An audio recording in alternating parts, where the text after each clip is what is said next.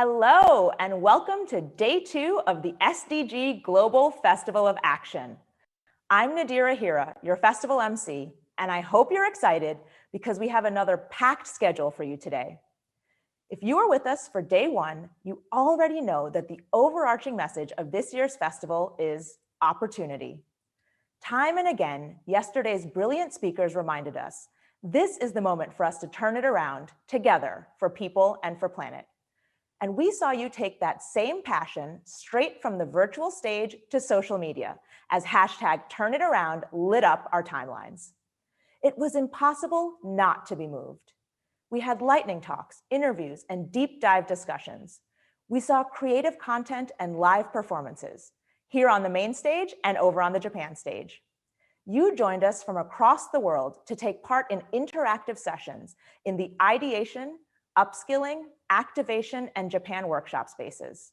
The experience and action area was jam-packed throughout the day, and it was awesome to see so many of you reaching out to each other in the Connections Lounge. We are here at the festival to mobilize, inspire, and connect you, and it really felt like we were succeeding. Then we closed the day with a bang at the UN SDG Action Awards. It was an adventure, to say the least. Live production is no joke, but it was so worth it to celebrate some true change makers. Though we may not be together in Bonn this year, it hasn't dampened your spirit one bit. Our festival is as vibrant as ever, and honestly, you're taking it to new heights. Of course, if you missed any of the day 1 action, don't worry. All our content will be available to watch on demand, in some cases as soon as tomorrow, at globalfestivalofaction.org. So watch that space. And if you haven't had a chance to check out the Connections Lounge or the Experience and Action area, where you can explore artistic experiences and immersive media, and even have one-on-one meetings with the creatives behind the projects, get there today. The next great solution may be one conversation away. So keep connecting, keep sharing what you're doing with each other. And I promise, it'll be just a matter of time before the collaborations start coming. Well, it's now time to look forward. If yesterday was about harnessing power and possibility as we emerge from the pandemic, today we'll turn our attention to changing the world in the decade ahead. That'll certainly take a lot of individual effort, but it also requires a giant shift in many of the systems that influence our lives.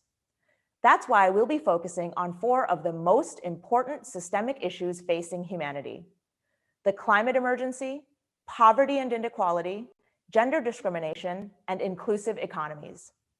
Today's agenda embodies a mindset that's always been one of the things I cherish most about the festival. There's a willingness here to dive headlong into the hardest problems, and a well of deep belief that we, as a community, absolutely do have the ingenuity to solve them. So yes, think individually, think locally, but also think big, think systems-wide. Bring your insights, your ideas, your aspirations, and let's make this moment count. Which reminds me, please post everywhere. Keep the conversation going on all your platforms using #TurnItAround and our handle @SDGAction.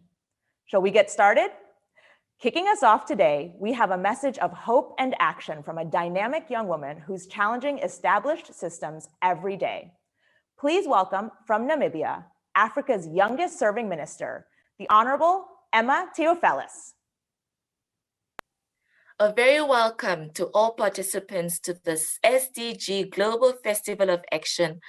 Currently, more than 20,000 participants have registered from 186 countries and territories. The world faces the deepest global health, social, and economic crisis in a century, coupled with the growing destruction of biodiversity, the worsening impacts of the climate emergency, increasing and intersecting inequalities, and threats to fundamental rights.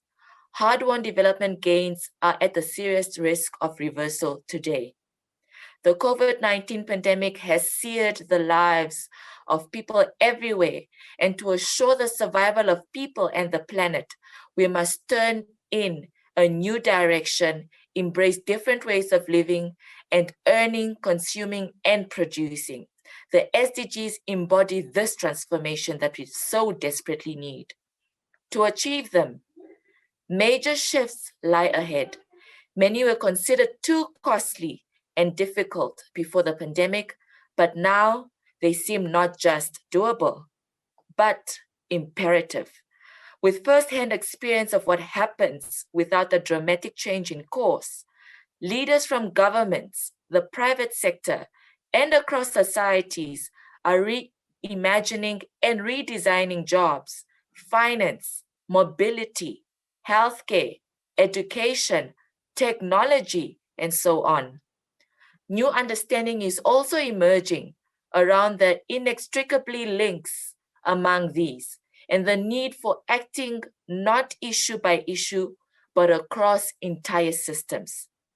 This offers real hope for unlocking rapid action on daunting challenges such as pandemics now and in the future, along with the deep-seated inequalities and climate change. COVID-19 has shown how interconnected we all are and how threats that touch us all require global action and solidarity.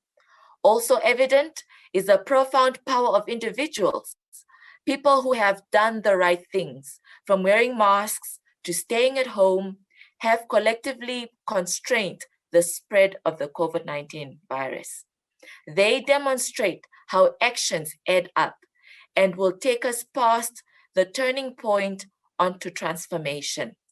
They showed how each one of us can start a butterfly effect where individual actions ripple outward to influence the world in achieving the SDGs. The theme of the session today is to take a hard look at existing systems and power structures that perpetuate inequalities and still leave so many people behind. Myself being the youngest serving minister in Africa, as appointed by His Excellency Dr. Hage G. Geingob, the President of the Republic of Namibia, I am an example that long-running systems can be changed and power structures challenged to make space for new ideas, fresh thinking, innovation, and leadership from every sector in our society. We must turn around.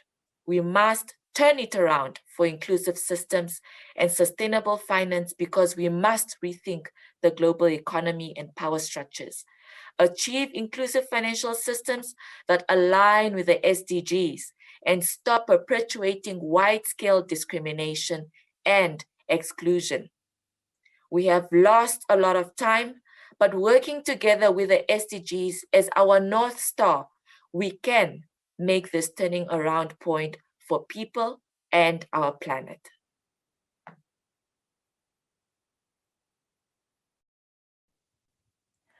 Thank you, thank you. And now for a very special guest. She's been a civil society leader, as well as Sweden's State Secretary for International Development Cooperation and Climate. And now she's part of the key leadership team at the UN Development Program. Welcome, Ulrika Modeer.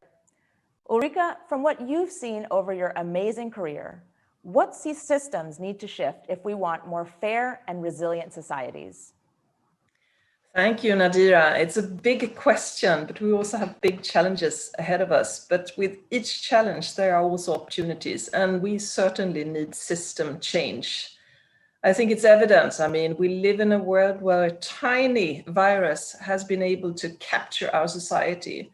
But it's not because of the virus, it's because we have not been able to develop resilient, strong systems. And taking us back to 2015, the international leaders under the leadership of the United Nations took a really bold decision. They decided that we were to have an agenda, a roadmap for sustainable development, taking into account, as you were saying previously, inclusive economies, but also that we needed to look at social sustainability and respect of the planetary boundaries. So for the first time, we really had a comprehensive agenda, a system change agenda, a roadmap for development, for sustainable development. And I think that what the Agenda 2030 has told us is that we need to look at these three aspects at the same time. Because if we look at the spread of the virus, it is really because we see increasing inequalities across the world. In each and every country, whether we speak about rich or poor countries, the virus has been able to spread more in suburbs, perhaps in a rich country where people live in small apartments. In these small apartments, the kids have not been able to be on online schooling. So really, I mean, the increasing inequality, whether we speak about a rich country or a poor country, is really what has allowed the virus to spread. And at the same time, we know, of course, that the virus has also been able to spread because of the forest being cut down. So environmental sustainability is also something that we have to take into account when we look at the spread of the pandemic.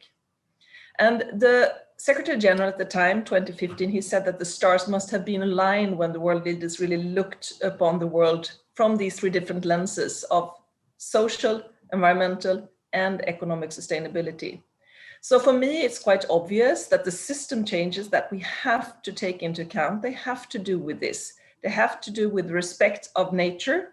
We have to protect our biodiversity. We have a massive biodiversity loss taking place as we speak throughout my life, but also for the coming generation. We will actually destroy the very nature that protects our economies at the end of the day.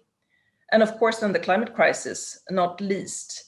As we now speak about building forward better, we have to take into account that the packages, the economic packages that we speak about, they need to be inclusive. They have to take into account how to address the increasing inequalities, but they also have to take into account that we need to invest to also combat the climate crisis at the same time as we take our economies back. Well, not back then, because we need to take them forward in a different way. So I think that the roadmap laid out in 2015 is the map that we need to use to make the system change. The Agenda 2030 is a whole of society agenda and a whole of government agenda. And I also wanted to mention the importance of governments, because as we also look at the world of today, there is a problem. There's a loss of faith, I believe, in decision makers across the world. And we need to re-establish the social contract. Because I truly believe, and as UNDP, the United Nations Development Programme, when leaders can deliver to their societies and build stronger and more resilient societies with less inequality and stronger protection of nature and so on, people will actually also see that they are part of something that builds forward. They are part of building a future to long for. And then there will be much more support. And then finally, I just wanted to mention, because we have also the World Commission of Women taking place in the UN right now. And the Secretary General, he speaks quite a lot about the pushback, and that we have to push back against the pushback. Because of course, we will not have inclusive economies or a sustainable future if we don't take into account that we need to have more of gender equality. We need to see more female leaders, also as we look at the programs that will take us back after the pandemic and the crisis. So gender equality is incredibly important in all of this.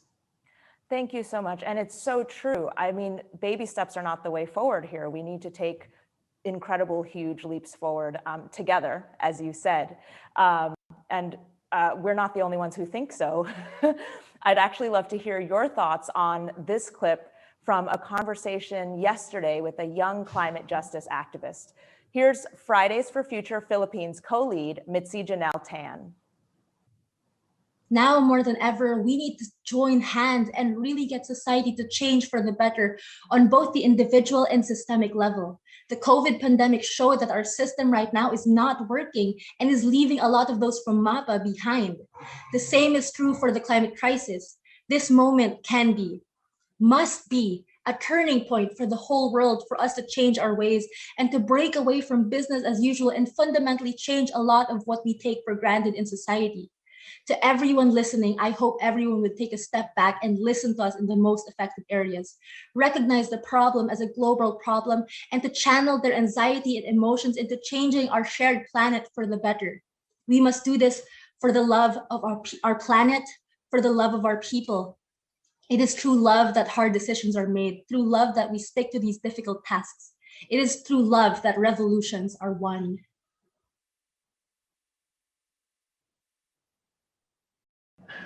Yes, and I, for one, learned a new acronym there. MAPA stands for Most Affected People and Areas. Did Mitzi's statement hit home for you, Ulrika? And do you think this is a turning point? Yes, it did. And I mean, it's just such a good sign that we have so many people who want to turn it around. And I think that this year has really given us the opportunity to think about the future and that we need to build a different future. And if you think about all the people that can actually be part of that, it's incredibly promising.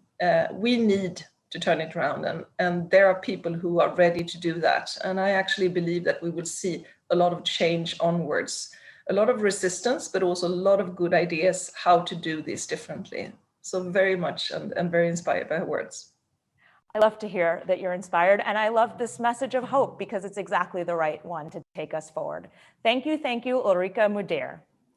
Now, Thanks. Our next speaker has been a journalist.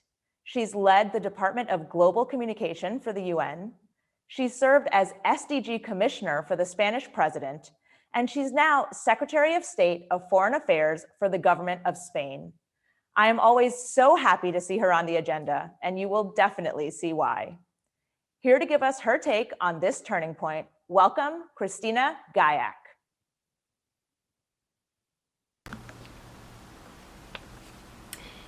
Dear participants, it is such a pleasure to be with you again. This festival is so dear to my heart. I have had the opportunity of being with you on several occasions, and I still remember the first time in 2017 when then I was working for the United Nations. But however, these times today are very different. The COVID has literally turned upside down our lives. It has exacerbated the pre-existing inequalities and has especially had a strong impact on women and girls around the world. There is therefore a sense of urgency to rethink our future, to address the threats upon us. And we have now the possibility to shift policies to ensure that we make 2021 a turning point for the people and the planet. But we have to do it now. We are running out of time and we need actions to protect the planet, the natural resources. Spain has recently put in place some important measures. We have a national climate change adaptation plan and a just transition strategy, and these are ways towards a more sustainable economies and also societies.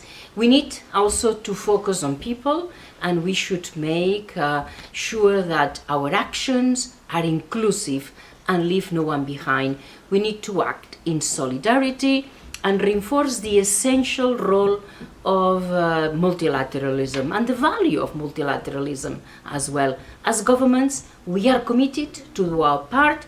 We need to have everybody on board, to join forces, from business leaders to activists, and we aim at 2030 to claim inclusion as the norm and not the exception, to revoke the climate change as one of the biggest threats to our lives, and to live in a more equal and fair world. There is no time to waste. Thank you very much.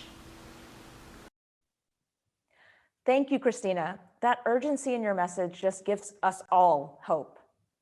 Now, before we move on, I have to say a huge thank you to the government of Japan for hosting the first ever spin-off festival, which hopefully everyone's seen on the Japan stage. You really are true SDG champions, and we couldn't be more grateful. That brings me to our next guest, who's been a member of the House of Councilors of the Liberal Democratic Party of Japan since 2010. And in that time, he's held several high executive positions, including having served as the director of the Committee on Foreign Affairs and Defense.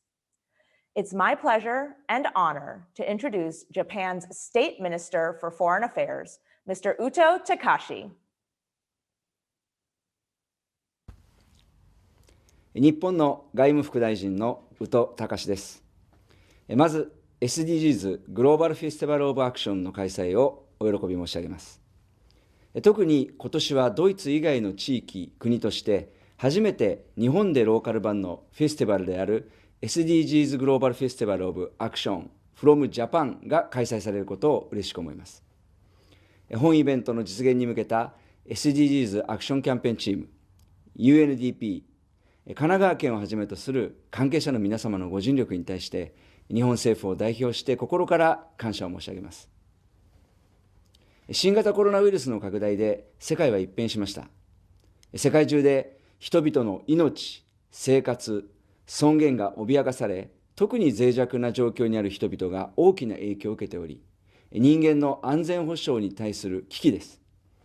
国際社会は新型コロナによる感染症のみならず、貧富の格差の拡大、気候変動の影響で頻発・激化する自然災害、デジタル格差、テロ等の新たな脅威や地球規模の課題に直面しています。このような状況下、経済、社会、環境の3側面から統合的に取り組み、持続可能な社会の実現を目指す SDGs の役割や多国間主義、国際連携の考えはこれまで以上に重要です。ポストコロナの時代に向け、私たちはコロナ禍に打ち勝つだけでなく、より良い復興に向けて取り組む必要があり、そのためには誰一人取り残さないという考えのもと、SDGs を重要な指針として臨むことが大切です。日本政府は総理を本部長とする SDGs 推進本部のもと、国内実施と国際協力の両面で SDGs を積極的に推進してきました。国際協力の面では、保健、教育、女性、質の高いインフラ、防災・減災、海洋プラスチックごみ、気候変動の SDGs 主要分野で開発途上国の支援を通じて国際社会の取り組みを先導してきました。これらの中には UNDP やユニセフ等の国連機関を通じた支援も含まれています。しかし、新型コロナによる影響は大きく、世界的に SDGs 達成に向けた取り組みの遅れが深刻に懸念されています。この危機を乗り越えるためには、政府、国際機関、地方自治体、民間企業、市民社会、そして個々人がそれぞれの立場で、また互いに連携しながら SDGs を推進していくことが不可欠です。この点、神奈川県と UNDP が連携主意書を結び、今回のイベント開催を含め、具体的な連携を進めていることは先駆的な取り組みであり、パートナーシップによる SDGs の推進および SDGs のローカライゼーションの進め方を検討していく観点から、世界のロールモデルになり得ると考えます。今回のイベントを機に、日本をはじめとする各国の SDGs 推進の取り組みの共有を通じた新たなパートナーシップにより、SDGs 推進の取り組みが世界に広がることを期待しています。SDGs が達成され、しなやかで強靭な経済と環境の好循環のあるウィズコロナ、ポストコロナ時代を実現するためには、社会全体の行動変容が必要です。日本政府は人間の安全保障の理念に立脚し、誰の健康も取り残さないという考えのもと、ユニバーサルヘルスカバレッジを推進しています。また、気候変動の対応は産業構造や経済社会の変革をもたらし、大きな成長につながるという考えのもと、グリーン社会の実現に最大限注力し、2050年カーボンニュートラルの実現を目指します。今回のイベントテーマである Turning it around, Think big, think systems に表されるとおり、社会システム全体を考えて、それぞれのアイデアをもとに創造性を発揮しつつ、行動変容を促していく。今回のイベントがそうした契機になることを期待しております。ありがとうございました。Thank you, Minister. It means so much to hear you saying what we all believe, but it's especially meaningful because we're seeing you and your government living your values too. Just check out the Japan stage to see what I mean.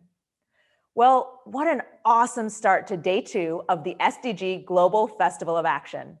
I hope you've been posting about it on all your platforms. And don't forget to, say it with me now, use hashtag #TurnItAround and tag our handle @SDG Action. There's so much more to come, but we've got something extra special in store before we send you off to enjoy the entire festival program. Coming up is a rock and roll legend and feminist icon, an artist, author, and tireless campaigner with countless awards, the one and only Patti Smith.